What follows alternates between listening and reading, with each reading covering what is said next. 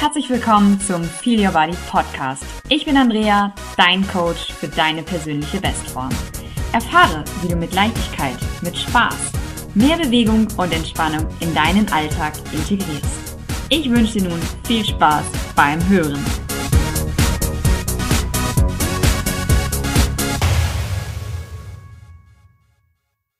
Folge Nummer 101 von deinem Feel Your Body Podcast.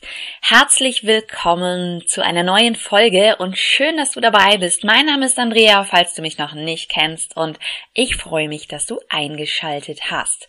Ja, wie du wahrscheinlich gemerkt hast, war die letzte Woche keine neue Folge online.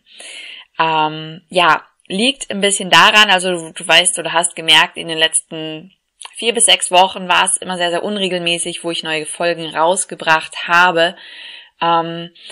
Liegt aber wirklich daran, weil bei mir gerade einfach vieles drunter und drüber gegangen ist, viele neue Projekte, und da musste ich mich einfach so ein bisschen mal fokussieren, und ja, da ist der Podcast leider etwas in den Hintergrund gerutscht, denn zum einen habe ich meine neue Webseite gelauncht, also falls du die noch nicht kennst, dann guck doch mal da rein. Findest sie unter www.andrea-schodruch.de, verlinke ich dir auch in den Shownotes.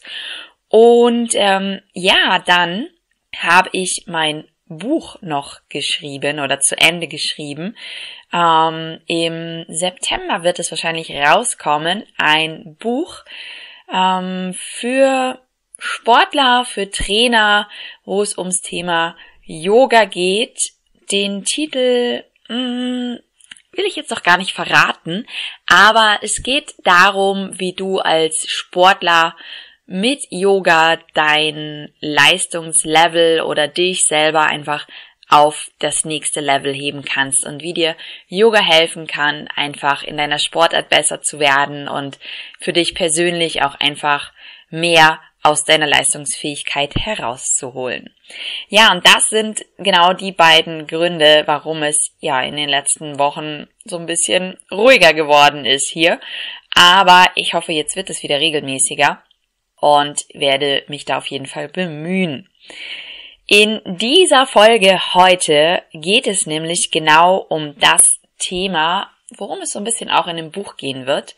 Diese Folge heute werde ich dir 5 Gründe nennen, warum Crossfit und Yoga die perfekte Ergänzung für einen knackigen Body sind. Also warum wirklich diese Kombination, wie ich persönlich jetzt finde, da denkt wahrscheinlich jeder anders drüber, aber ich persönlich finde, es ist eine super Kombination und möchte dir heute einfach mal die 5 Gründe nennen, warum das meiner Meinung nach so ist.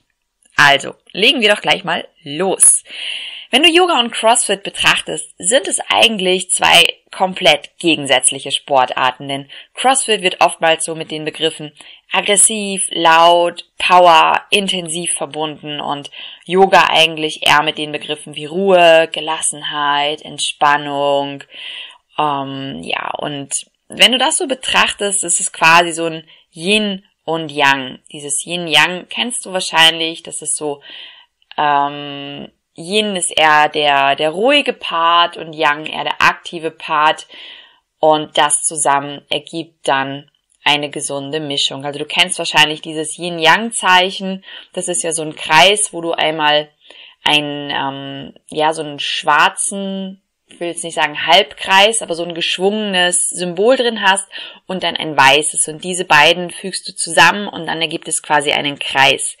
Und das ist für mich auch Crossfit und Yoga, wobei Crossfit eher der Yang-Part ist, also der aktive Part, und Yoga dann eher der Yin-Part, der ruhigere Part ist. Und deshalb ergänzen sich diese beiden Sportarten also wirklich perfekt. Ich selber mache seit einem Jahr jetzt wirklich sehr, sehr regelmäßig Crossfit, also wirklich 2-3 Mal die Woche, manchmal auch ein bisschen mehr, und merke dann auch ganz schnell, wenn ich zu viel mache oder wenn ich mein Yoga vernachlässige, denn dann fühlen sich meine Muskeln oft richtig schwer an, Verspannungen sind zu spüren und die Beweglichkeit lässt dann einfach nach. merke ich zum Beispiel auch heute. Gestern habe ich 3 CrossFit-Workouts gemacht, weil wir gestern so eine kleine Competition hatten in unserer CrossFit-Box. Und naja, jetzt merke ich natürlich heute gleich so, irgendwie habe ich überall Muskelkater und ich werde nachher gleich mal auf meine Yogamatte gehen und werde mich ordentlich durchscratchen und durchdehnen und danach ergibt sich dann gleich ein ganz anderes Körpergefühl.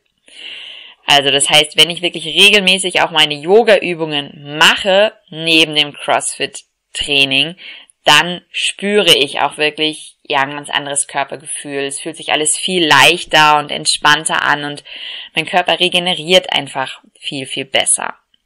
Und ich möchte dir jetzt wirklich mal die 5 Gründe nennen, warum CrossFit und Yoga die perfekte Kombination ist, um einen fitten und athletischen Körper zu bekommen und trotzdem geschmeidig in deiner Beweglichkeit zu bleiben. Also, der Grund Nummer 1 ist, deine Mobilität verbessert sich und somit auch deine Übungsqualität beim CrossFit oder auch beim Krafttraining generell. Durch regelmäßiges Yoga wirst du beweglicher und kannst dadurch auch einfach verschiedene Positionen im Krafttraining, im CrossFit besser einnehmen. Gerade im Schulter- und Hüftbereich muss ich immer wieder feststellen, sind viele Crossfitter, ich sehe das ja immer in meiner CrossFit-Box, wo ich hingehe, sind eingeschränkt von der Mobilität her. Das heißt, sie können dann Übungen wie jetzt den Overhead Squat nicht so vernünftig ausführen, weil es einfach schwierig ist, diese Stange über Kopf zu bekommen.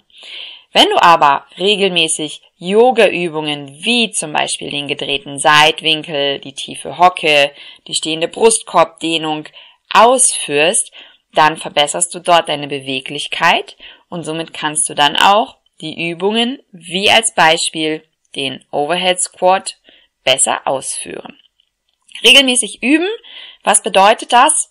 Jeden oder jeden zweiten Tag einfach 5 bis 10 Minuten Übungen ausführen und dann wirst du da ganz schnell Verbesserungen feststellen. Der Grund Nummer 2, nur mit Yoga wird es schwierig, den Körper knackig und fest zu bekommen. Jetzt werden wahrscheinlich einige sagen, nö, das kannst du mit Yoga auch bekommen. Ja, kannst du auch. Aber Yoga musst du dann schon wirklich sehr, sehr intensiv üben. Also wirklich viele kräftigende Positionen ausführen, wo du wirklich viele Armstützvarianten drin hast, viel für die Beine machst, um da wirklich einen Effekt auf die Muskulatur auszuüben, dass diese sich an den Stellen dann auch wirklich kräftigt und dementsprechend auch aufbaut. Denn meistens ist es ja so, dass wir im Yoga schon intensiv üben, aber dass es doch nicht ausreicht als Trainingsmittel, um den Körper wirklich intensiv zu formen. Und dafür kannst du dann halt wirklich wunderschön einfach Krafttraining oder auch CrossFit nutzen, um gezielt zu sagen, so, jetzt mache ich mal was für meine Beine, für meine Arme und so weiter. Also da nur so ein bisschen schauen. Ich sage jetzt nicht, generell kannst du mit Yoga gar keinen trainierten Körper aufbauen, kannst du sehr wohl, nur dann musst du schon wirklich intensiv und fordernde Übungen machen, um da auch dementsprechend den Effekt rauszuholen, wie beim Krafttraining. Okay, dann der Grund Nummer 3 ist eine verbesserte Ansteuerung und Wahrnehmung deines Körpers. Bei manchen Übungen im Krafttraining im CrossFit, wie zum Beispiel dem Deadlift, dem Kreuzheben, geht es gezielt darum, die Oberschenkelrückseite anzusteuern und zu aktivieren, weil wir diese ja trainieren wollen. Vielen Sportlern fällt das aber am Anfang wirklich schwer, weil sie nicht so ein richtiges Körpergefühl haben. Sie wissen nicht genau, wie steuere ich denn diese Muskelpartie jetzt an. Und genau das lernst du beim Yoga. Denn im Yoga wird gezielt mit Bildsprache gearbeitet, wie als Beispiel, schraube deine Füße in den Boden, schiebe deine Sitzbeinknochen nach oben oder strecke deinen Arm und zieh ihn aber in dein Schultergelenk hinein. Durch diese bildhaften Anweisungen wird es dir leichter gemacht, genau die gezielten Muskeln anzusprechen. Das lernt ein guter Yogalehrer in seiner Yogalehrerausbildung, um es seinen Schülern so vermitteln. Ich weiß nicht, ob das auch wirklich so im Kraftsport und im Crossfit so dementsprechend vermittelt wird. Wahrscheinlich teilweise schon, aber ich glaube nicht in allen. Und deshalb kannst du durch Yoga wirklich lernen, ein viel besseres Körpergefühl aufzubauen und viel genauer deine Muskulatur anzusteuern. Der Grund Nummer 4, verbesserte Regeneration. Durch das lange Halten in den verschiedenen Yoga-Asanas, das sind die Yoga-Positionen, gerade in so gedehnten Positionen, wird der Körper einfach unterstützt, Stoffwechselendprodukte wie jetzt Laktat und erhöhte Verspannungen schneller abzubauen. Durch die tiefe und gleichmäßige Atmung wird der Körper und somit auch die Muskulatur mehr mit Sauerstoff versorgt und somit wird die Regeneration schneller eingeleitet. Und als Grund Nummer 5, Aufbau mentaler Stärke und des Durchhaltevermögens. Beim Yoga ist es so, es hilft dir, den Fokus auf den Moment zu lenken, auf das, was du gerade tust, weil du dich im Yoga nur auf deine Atmung und auf die Bewegungen konzentrierst, die du gerade ausführst. Und das Ziel ist im Yoga auch, wirklich Dinge anzunehmen, wie sie gerade sind.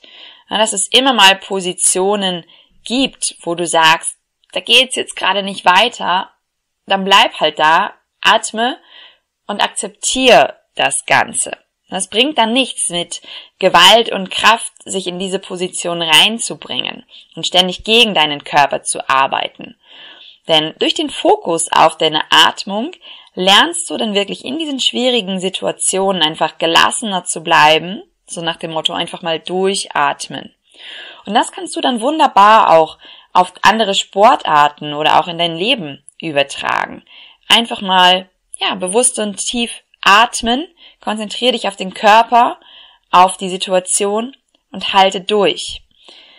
So wie wenn du jetzt bei einem Wettkampf bist oder bei einem anstrengenden Workout, wo du denkst, hey, ich kann nicht mehr, ich habe keinen Bock mehr, mir tut alles weh, dann fokussiere dich auf dein Ziel und konzentriere dich drauf, auf deine Atmung, hol die letzten Energiereserven aus dir raus und dann wirst du das rocken. Und da kannst du Yoga wirklich super nutzen, um da mentale Stärke aufzubauen und durchzuhalten. Aber auch mal zu sagen, wenn mal was nicht so gut gelaufen ist, mit dieser Niederlage besser umzugehen. Dass du dir dann sagst, okay, es ist jetzt heute halt blöd gelaufen, aber ich kann es jetzt eh nicht mehr ändern. Es ist so. Und es wird jetzt auch nicht besser, wenn ich mich daran jetzt so lange festhalte und mich darüber aufrege. Also akzeptiere es einfach. Und dabei kann dir Yoga wunderbar helfen. Ja, und das waren jetzt auch schon die 5 Gründe, warum meiner Meinung nach Yoga und CrossFit die perfekte Kombination ist für einen knackigen und trainierten Körper und einfach, sich super, super ergänzen. Und wenn du jetzt auf den Geschmack gekommen bist und sagst, klingt gar nicht so schlecht, ich würde, wenn du jetzt vielleicht Yogi bist, ich würde CrossFit gerne mal ausprobieren, dann melde dich gerne. Ich leite dich da gerne weiter und verrate dir, wo du vielleicht für dich CrossFit üben kannst. Oder wenn du jetzt selber Kraftsportler bist, Crossfitter bist und sagst, hey, irgendwie hört sich dieses Yoga doch gar nicht so schlecht an, das möchte ich gerne mal ausprobieren, dann melde dich auch gerne bei mir und dann werde ich dir da gerne ein paar weitere Tipps geben. Oder du wartest dann noch bis September, wenn es das Buch gibt und dann holst du dir das.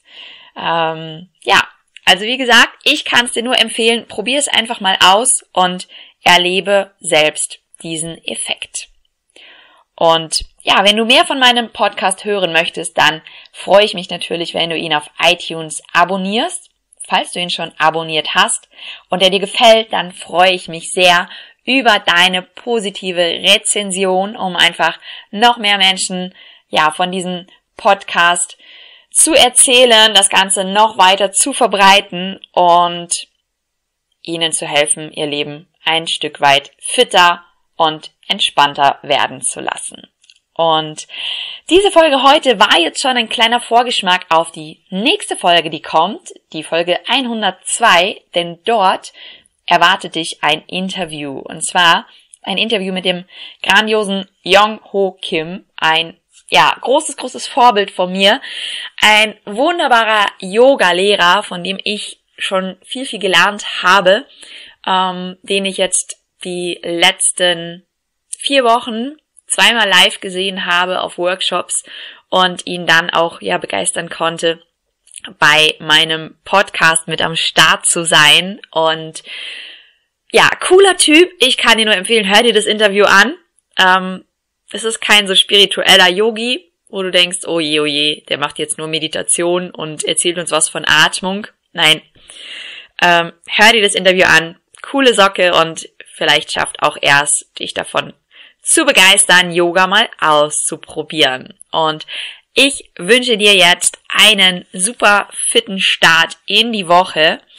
Denk nochmal dran, werf gerne einen Blick auf meine Webseite, wenn du dir die neue noch nicht angeguckt hast. Ich verlinke dir alles nochmal in den Shownotes. Und natürlich findest du in den Shownotes auch nochmal mein Geschenk an dich, denn du bekommst natürlich meine 10 besten Tipps zur Fettverbrennung, die du dir kostenlos downloaden kannst. Findest den Link in den Shownotes oder gehst einfach auf www.andrea-schodruch.de/gratis. Und ich sag jetzt bis dahin, fitte Grüße aus München, deine Andrea.